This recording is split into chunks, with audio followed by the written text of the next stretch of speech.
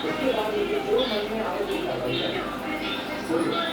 आप लोगों को यह फैसला मंजूर है?